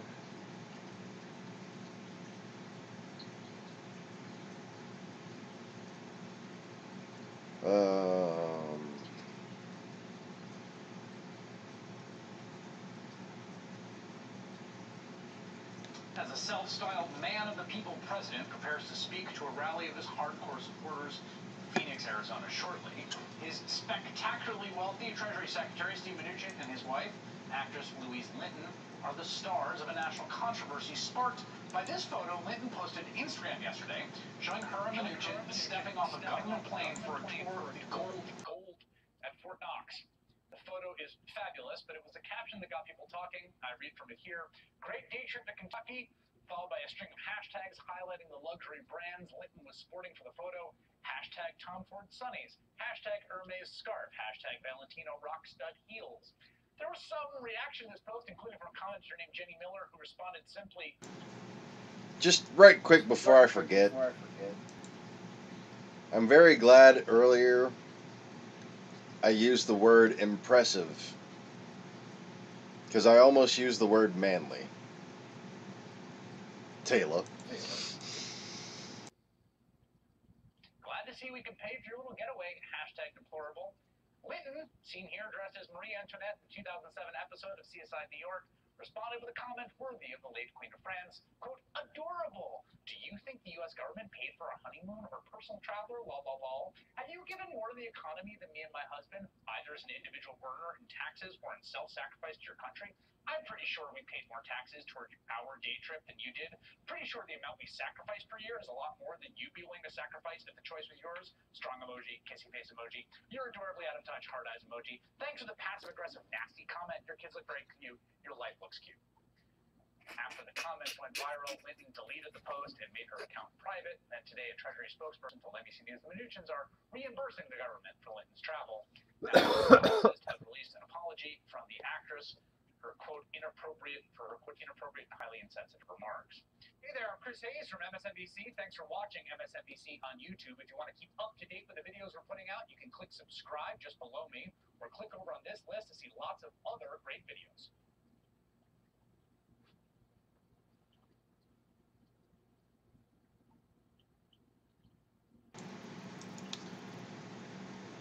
That's Emily. No need to get personal and then go back to online formality.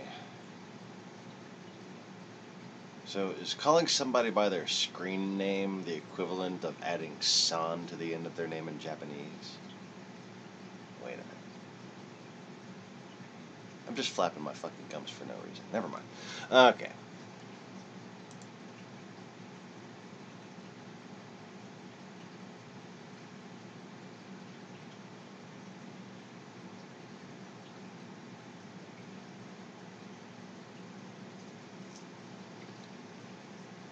Yeah, Frank Peretti, the books seem to start slow, is the thing. That's what I've heard from other people, and I agreed with it when I heard that. I need to go ahead and read that shit again myself. I just never have time. I don't think I've read it since the mid-90s, in fact. So let's see here. 21, no.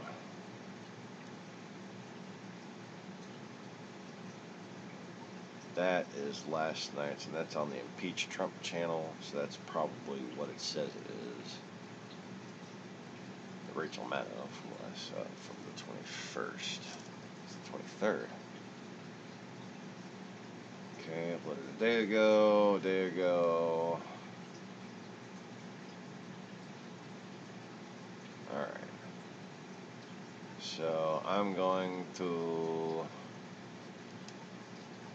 try this. Back to Washington, there's a problem.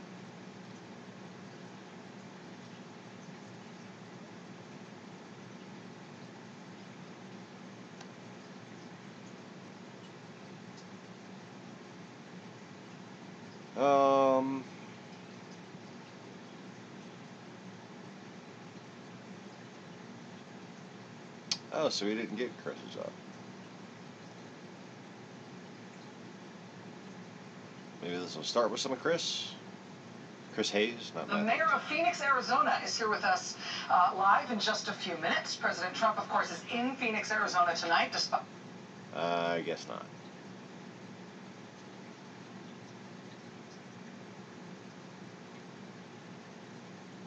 Okay, come on, really? I know I saw this up here. Let's see. Let's impeach Trump's.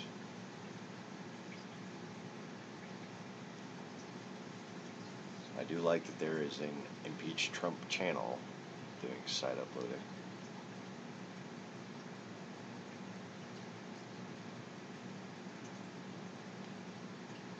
Inside Politics, 16 minutes long. Probably not it.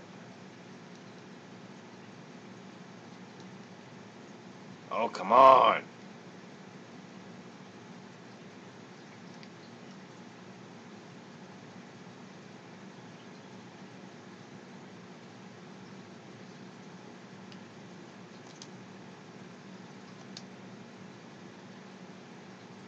Alright. So, I guess I'll have to try Such a strange story. Started this morning on the radio. and see if MSNBC uploaded any of his reporting from last night. Other than the little snippet about that.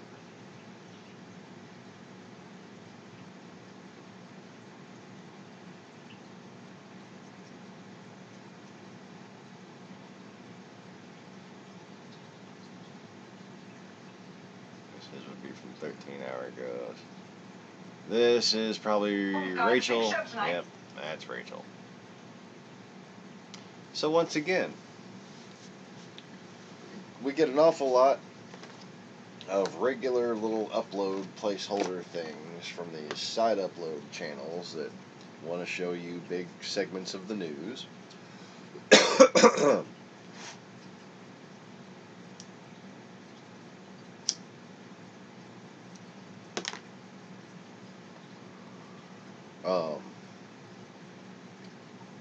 Reading.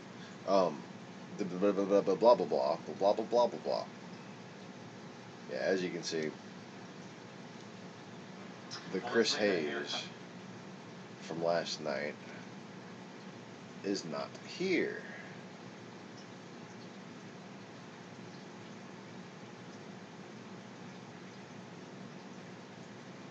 Wow, apparently Inside Politics just keeps up a couple fucking things.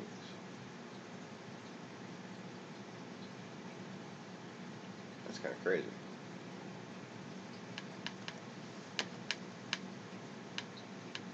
So once again, another report about Russia, and once again it gets wiped from YouTube. I'm not understanding exactly how that happens and everything, but... so the church, the prayer singing,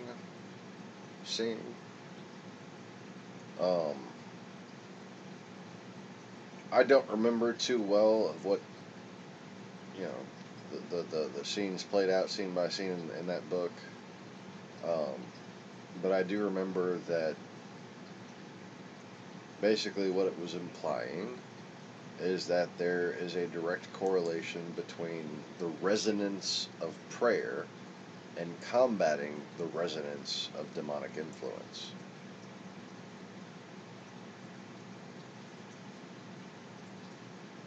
So think about in terms of wave cancellation. You're adding your wave to an angel's wave, thereby letting it do its job, which is defeating the demon, which is using the waves of sapped, souled souls to essentially reinforce their wave with the fallen prayers of the damned, of those who are lost. Because like I said, that persistent loophole focus that causes someone to be demonically blind, that roots itself in inequity, that becomes infectious. That becomes a part of the power of that demon. That's how it's returned to them, is by becoming part of them. Kind of like being absorbed by a Minos Grande.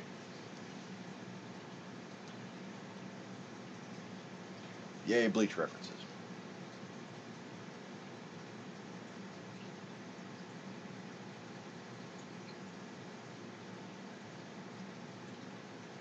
Wait.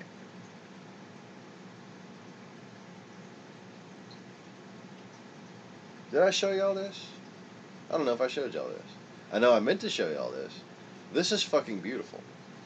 Joining us now is Cornel West, professor of philosophy at Harvard University's Divinity School, professor emeritus at Princeton. Also with us is Paris Denard, CNN political commentator, and former director of Black Outreach for President George W. Bush. Dr. West, I know you were in Charlottesville over the weekend. Can you just talk about what you witnessed on Friday night during the neo-Nazi torch march that surrounded, I believe, the church that you were in? I read that you said you'd never seen that kind of hatred in your life.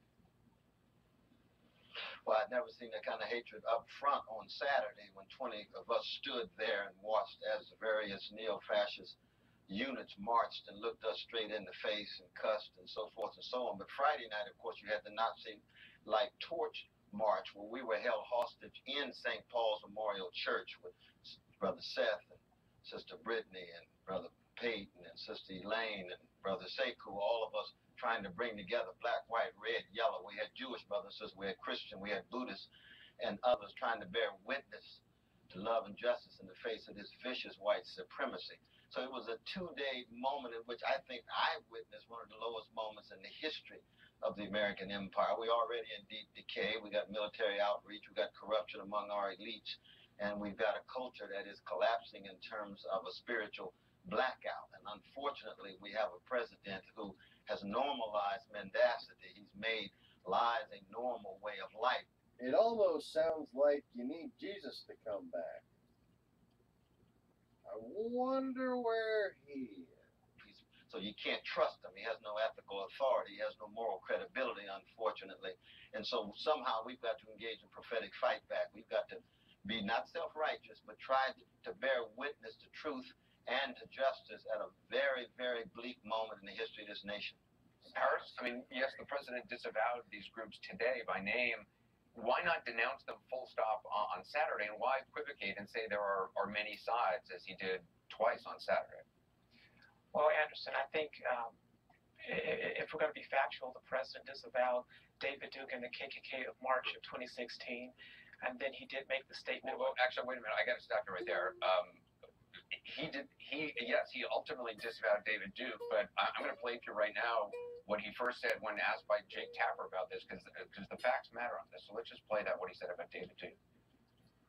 I want to ask you about the Anti-Defamation League, which this week called on you to publicly condemn unequivocally the racism of former KKK Grand Wizard David Duke, who recently said that voting against you at this point would be treason to your heritage.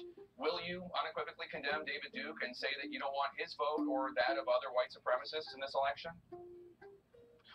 Well, just so you understand, I don't know anything about David Duke, okay? I don't know anything about what you're even talking about with white supremacy or white supremacists. So I don't know. I mean, I don't know, did he endorse me or what's going on? Because, you know, I know nothing about David Duke. I know nothing about white supremacists.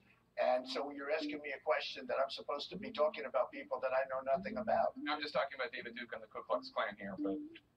I don't know, honestly, I don't know David Duke. I don't believe I've ever met him. I'm pretty sure I didn't meet him, and I just don't know anything about him. So, Paris, that's the candidate for president of the United States claiming he not only doesn't know anything about David Duke, but doesn't know anything about white supremacists. Right, and so if we're going to talk about facts, Anderson, we can play what he said in March of 2016, a few days later, when he disavowed David Duke. Right, but why does it take, you know, however many days for somebody to just disavow a known racist who everybody knows who David Duke is? The guy who's running for president certainly knows who David Duke is. Well, I mean, look, not everybody knows. Not everybody knows who David Duke is. President Trump. He doesn't know what white supremacists are. Anderson, listen, I didn't come on the show to go back and to talk about whether or not he knew someone or what he did not know. You brought it up, though. So no, I didn't bring up the February. I brought up March, which you cared not show. When he did disavow David Duke, and he did disavow the KKK. And then a couple days ago, he gave a strong, in my opinion, strong words saying that those hatred, bigotry, and violence have no place in American society. And then today, he doubled down what he said a few days ago, and then went further and talked about white supremacy, neo-Nazis, and things of that nature, which are horrific. That's what the president did. Okay, but so, Dr. West, I mean, the president who has criticized many people by name, Dr. West, the president, go ahead. Let's be honest, though. I mean, Brother Paris, you got checkmated by Brother Anderson. You know the president was lying. He knows about David Duke. He knows about white supremacy. He's been in America for a good while. You got to defend him in order to keep your job. We understand that, but let's try to focus on the truth. No, Brother West. What is the case for a second here, my brother? Come on, man. People have died. I knew Sister Heather. She was with us. If it were not for her and the anarchists, the neo-fascists would have crushed us like cockroaches on Saturday. This is life and death, man. This ain't no game we play. This ain't no puzzle for people to keep their jobs. There's human beings out here who are suffering, and we got a neo-fascist movement escalating. And if we can't focus on the truth, then we just give up on the American project and be honest and say we just want to keep our jobs. Well, I'm not into that, though, but I wasn't raised like that, man. I believe in the truth. I believe in justice, whether it goes against me or for me. You're going to be honest or you're not going to be honest. The president's going to be honest or he's not going to be honest. Anderson trying to keep you accountable. We got to keep each other accountable. That's where I'm coming from, brother. Dr. West, my brother, please don't insinuate that I wasn't raised correctly, and please don't insinuate when you don't have the facts about who employs me. If you're lying, you're going to lie for the Dr. president. Lying, man. He's lying.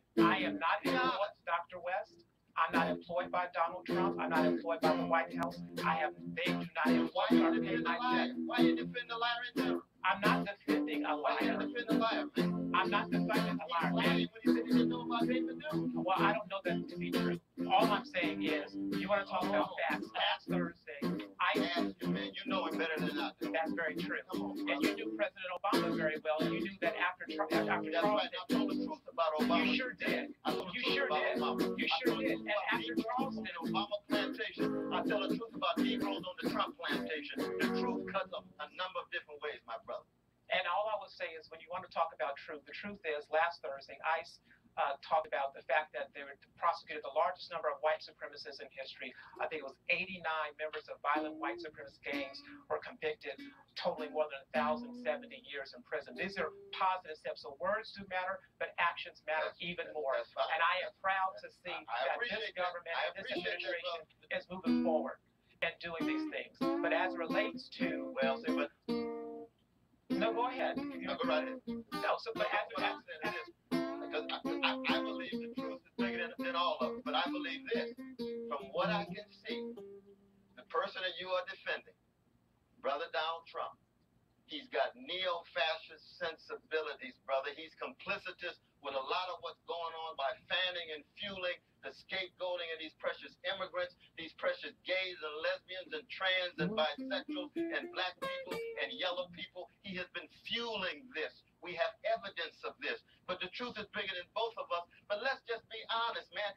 Much is at stake, man. This is not no corporate media game we playing here in order to pursue our careers. That's not what I'm into, and I pray God that's not what you are fundamentally into either. Harris, do you have any concerns that, Maggie Haberman, the New York Times, is going to be out here shortly, wrote today about Steve Bannon, that he has been, in general, counseling the president not to speak out about far-right groups because they are admittedly a small but a vocal, enthusiastic, I believe was the word she used, supporters of the president. I mean, do you have any concerns that this president, it does seem that there is a pattern of, saying he doesn't know what white supremacists are, he doesn't know what David Duke is, of not going after these groups. I mean, he goes after by name anybody he doesn't like. Even today, before he went after, when he mentioned the KKK, he went after the CEO of Merck, who happens to be African American,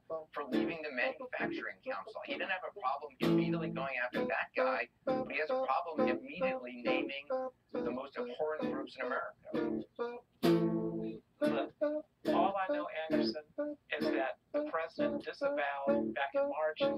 He made a very bold statement 2 days ago, and he clarified his statement and went further today. I have no issue with what the president said, because I think what the president said was correct. And when it comes to his associations with Steve Bannon and other people like that, there is no evidence, there are no facts and no proof that Steve Bannon is whispering in his ear, telling him not to disavow, not to say these things, because what we know is the president has disavowed. The president has called these people out and said and called them by name, which is something President Obama did not do after Charleston.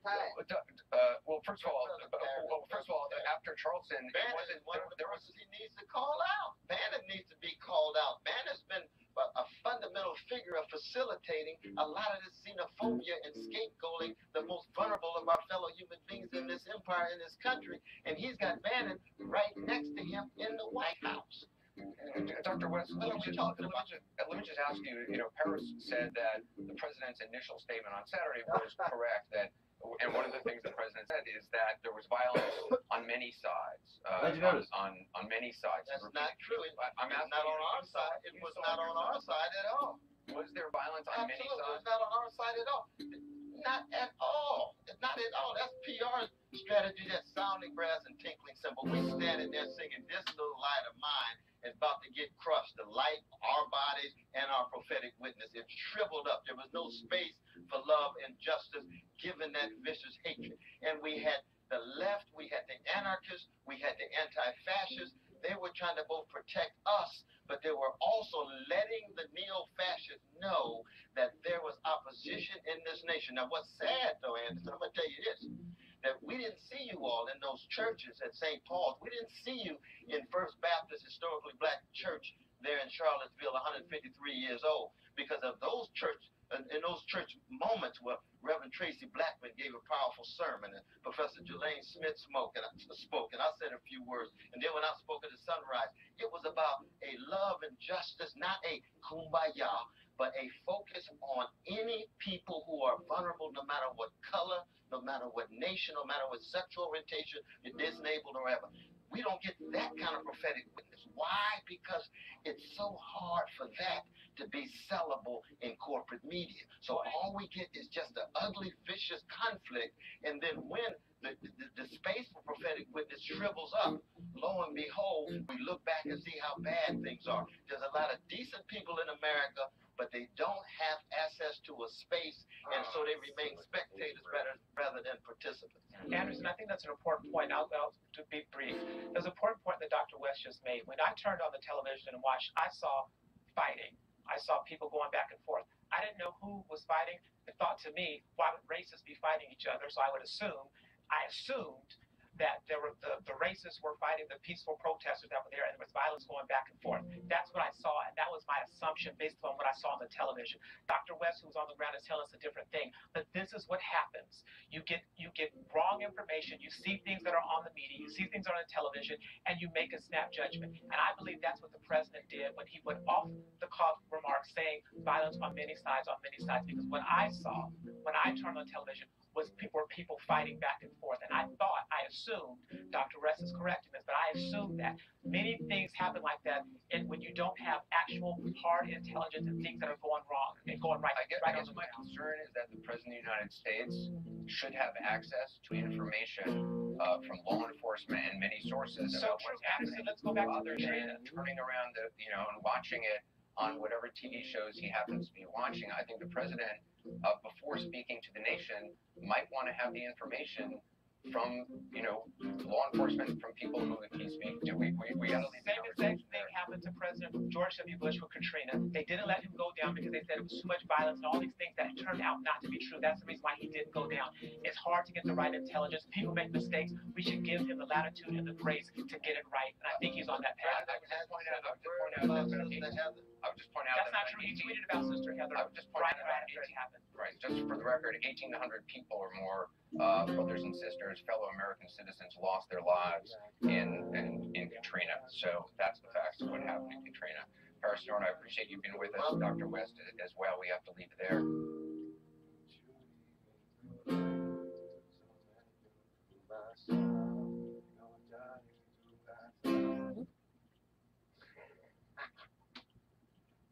Just figuring it out by ear. No, I don't know Japanese. Much.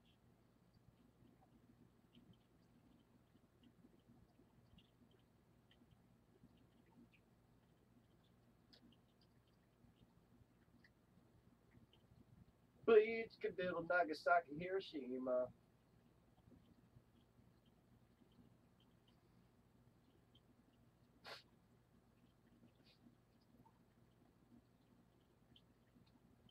Zucchini, zucchini, cucumbers up in my pasta.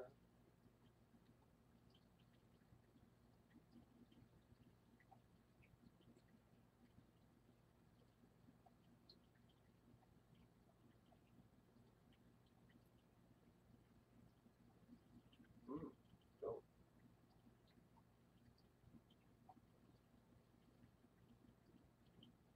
Alright, so we did this Rachel Maddow episode last night, so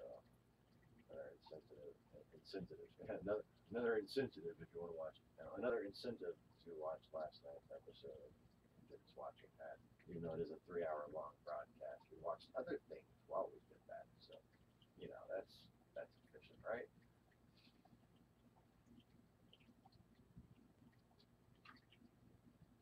Okay.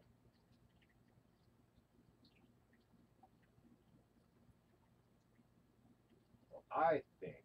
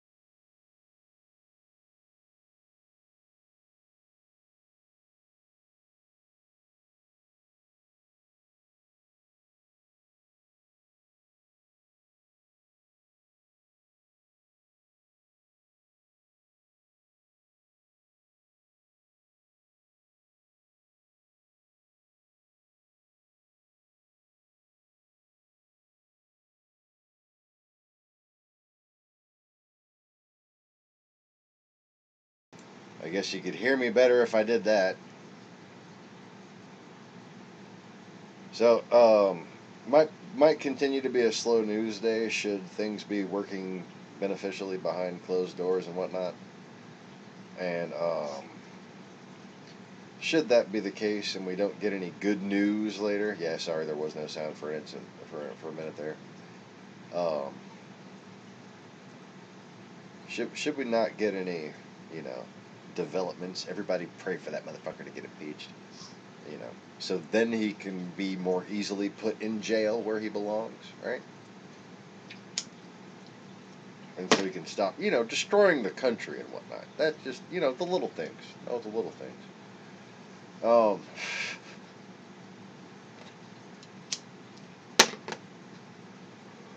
So, another warm welcome / apology to Tanya, Tammy, what I'm already forgetting the fucking name.